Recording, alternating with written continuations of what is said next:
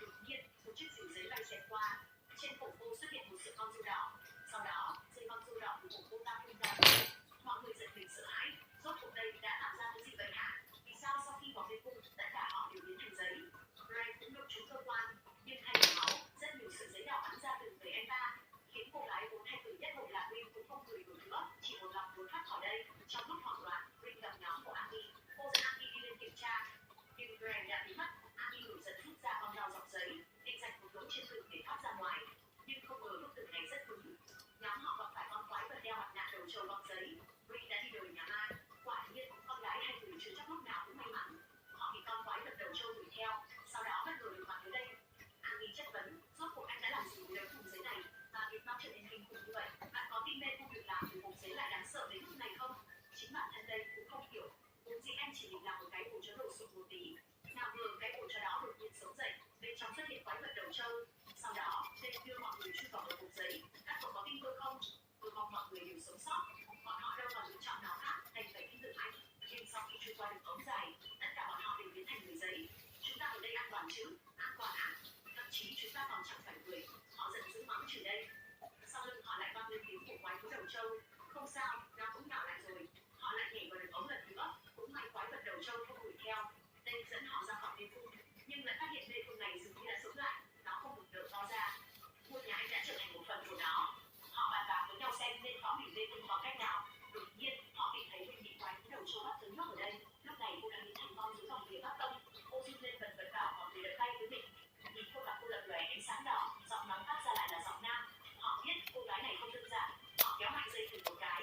Quả nhiên, Green giả hiện nguyên hình là một bàn tay quái vật khổng lồ. Cameron đã hy sinh vì cả nhóm. Đầu xanh rau má. Lúc này, tên nói, muốn phá hủy mê cung thì phải phá hủy trái tim của nó, tạo ra một cái. Tóm lại là nó trông như thế này. Anh chém vào một nhát, quả nhiên mê cung đã sụp đổ và biến thành đống dưới vụn.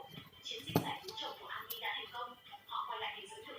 Sau đó, cả nhóm dọn dẹp các hộp giấy và ném ra thùng rác. Không ngờ, quái thú đầu trâu cũng theo họ ra ngoài. Bộ phim này quả đúng là một kỳ lạ của thú vị.